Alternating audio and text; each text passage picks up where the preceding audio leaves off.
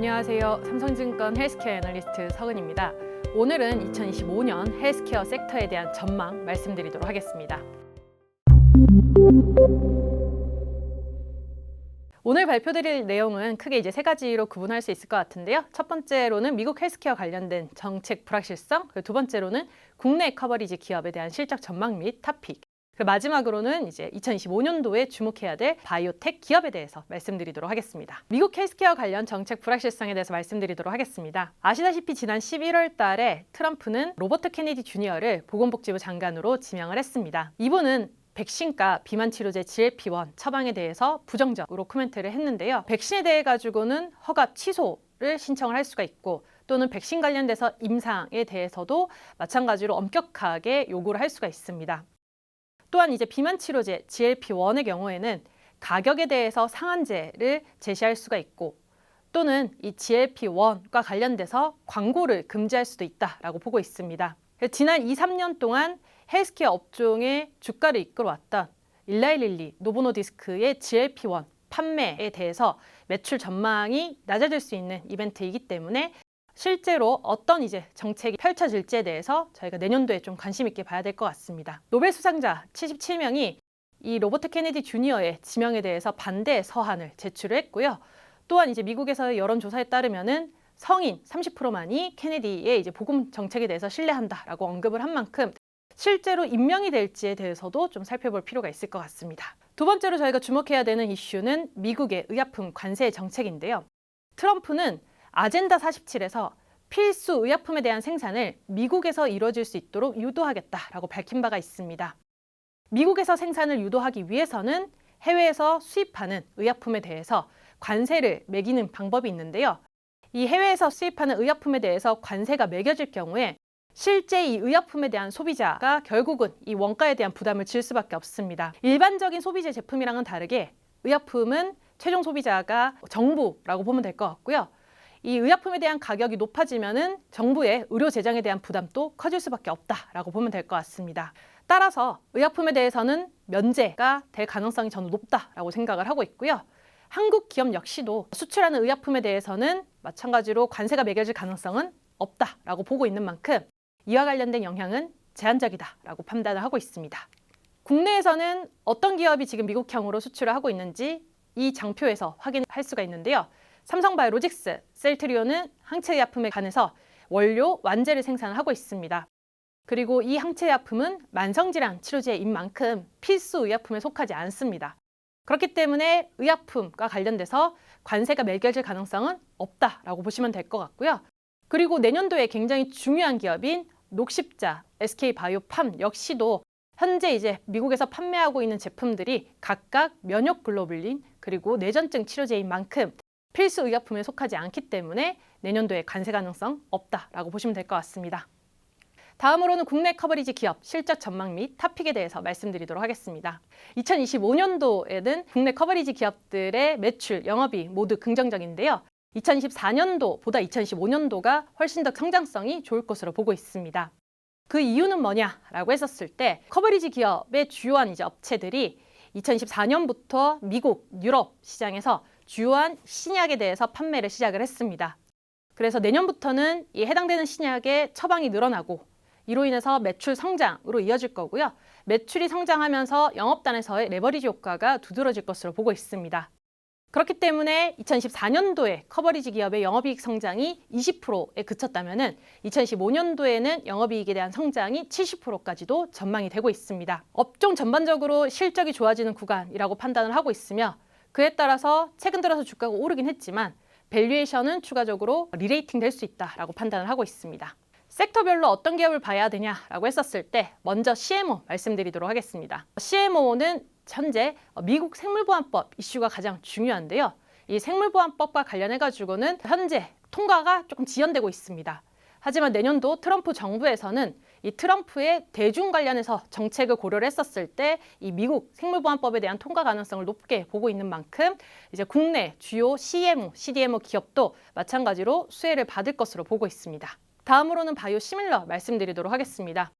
셀트리온은 2014년 셀트리온 헬스케어와 이제 합병을 하면서 1분기부터 실적이 안 좋았었는데요. 현재 이제 3분기까지 매출 원가율이 개선되면서 영업이익이 회복되고 있습니다.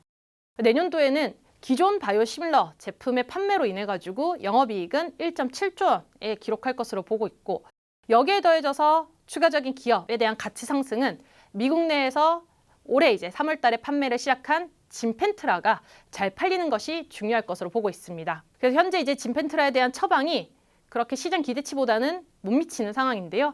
그래도 내년도에는 미국의 주요 3대 보험에 등재된 만큼 처방이 확대될 가능성은 있다라고 생각을 하고 있습니다. 다음으로는 제약사 말씀드리도록 하겠습니다.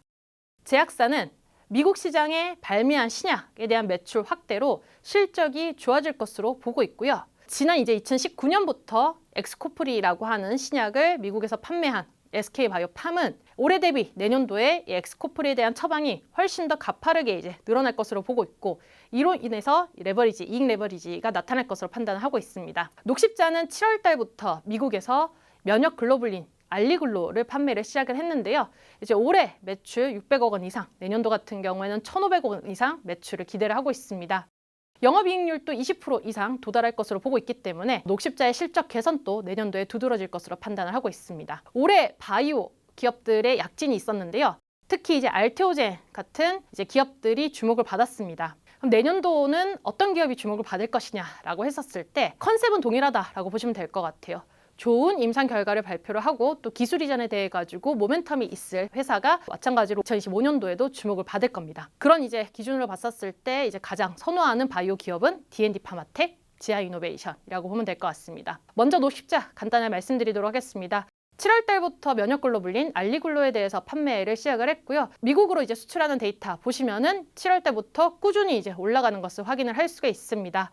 그러면 이렇게 이제 수출이 늘어난 만큼 미국에서 이 제품이 잘 팔릴 것이냐라고 했었을 때 현재 미국에서는 면역글로불린 자체가 공급 부족인 상황이라고 보면 될 것 같아요. 그래서 4개의 기업이 미국에서 현재 과점을 하고 있는데 충분히 후발주자들 같은 경우에도 이 시장 안에서 성장의 기회를 잡을 수 있을 것이다 라고 판단을 하고 있습니다. 그래서 여기 오른쪽 보시면은 최근 들어서 이제 알리글로에 대한 미국 처방 데이터가 나오고 있는데요. 후발주자 수준만큼 처방 데이터가 잘 나오고 있는 만큼 내년도에도 처방 데이터에 대한 확대에 대해서 저희가 충분히 이제 기대해 볼 만하지 않을까라고 생각을 하고 있습니다. 다음으로는 SK바이오팜 말씀드리도록 하겠습니다. 뇌전증 치료제 엑스코프리는 미국에서 꾸준히 이제 판매를 확대를 하고 있는 중이고요. 아마 2015, 2016년도에는 적응증 늘려가지고 처방이 훨씬 더 가파르게 이제 올라올 것으로 판단하고 있습니다. 또한 미국 외에도 이제 아시아 지역에서도 이 엑스코프리에 대한 판매가 본격적으로 시작이 될 건데요. 올해 이제 4분기 때 중국에 허가 신청을 했고 내년도에는 일본에 허가 신청을 하기 때문에 이제 본격적인 이제 아시아의 시장 진출은 2026년도부터 이루어질 것으로 보고 있습니다. 엑스코프리 같은 경우는 매출 원가율이 굉장히 낮은 제품이기 때문에 엑스코프리에 대한 판매가 늘어날수록 영업이익에 대한 성장이 굉장히 가파르게 올라올 것으로 판단을 하고 있습니다. 엑스코프리 외에도 저희가 주목해야 되는 거는 수노시라고 하는 수면장애 치료제인데요. 수노시는 수면장애 치료제로서는 그렇게 많이 팔리는 제품은 아니긴 합니다. 그래도 저희 파트너사인 엑솜에서는 수노시의 적응증을 늘리기 위해서 임상을 다양하게 진행을 하고 있고요. 내년도 1분기에는 주의력 결핍장애, ADHD, 그리고 주요 우울증 장애 MDD 관련해서 임상 3상 결과가 발표되는 만큼 임상과 관련된 모멘텀 있다라고 보시면 될 것 같습니다. 마지막으로는 2025년도에 주목해야 되는 바이오 기업 업데이트 드리도록 하겠습니다. 2025년도에 이제 주목해야 되는 바이오 기업으로는 첫 번째로는 D&D 파마텍, 그리고 두 번째로는 지아이노베이션 말씀드리고 있습니다. D&D 파마텍은 이제 내년도에 경구용 GLP-1 비만 치료제에 대해서 임상 결과를 발표할 예정입니다. 아마 2분기 때는 이 경구용 치료제에 대해 가지고 흡수율을 발표를 할 거고요. 저희 지금 현재 판매되고 있는 노보노디스크의 리벨서스 같은 경우에는 펩타이드에 대한 흡수율이 1% 미만인 만큼 이번 이제 결과에서 이 DD02S가 펩타이드 흡수율이 5% 이상만 나와준다면은 굉장히 좋은 임상 결과가 될 것으로 판단을 하고 있습니다. 두 번째 이제 파이프라인으로는 메시 치료제로 DD01이 있습니다. 현재 임상 2상을 진행을 하고 있고요. 1차 지표에 대해서 2025년 2분기 때 발표될 예정입니다. 1차 지표는 지방간에 대한 감소율이 30%인 환자 대상으로 해서 전체 임상에 참여한 사람들 중에서 이제 해당되는 이제 환자들이 몇 프로 정도인지를 확인을 할 건데요.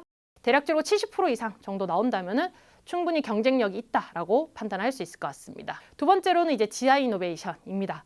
지아이노베이션은 2025년도 초에 알러지 치료제 YH35324에 대해 가지고 유한 파트너사인 유한양행에서 임상 결과를 발표를 할 것으로 보고 있고요. 임상 같은 경우에는 현재 2건의 일비사항이 진행이 되고 있습니다. 특발성 두드러기 환자 대상 또는 아토피 환자 및 알러지 환자 대상으로 임상을 진행을 하고 있기 때문에 임상 결과에 따라서 굉장히 커지는 자가면역 질환 시장에서의 경쟁력을 확인할 수 있지 않을까라고 생각을 하고 있습니다. 여기까지 해서 이제 2025년도 저희가 주목해야 되는 제약바이오 기업에 대해서 말씀드렸습니다. 2025년 헬스케어 업종은 전반적으로 실적이 성장할 것으로 예상을 하고 있으며 R&D 모멘텀도 풍부하기 때문에 펀더멘탈과 센티먼트 모두 긍정적으로 보고 있습니다. 경청해 주셔서 감사합니다.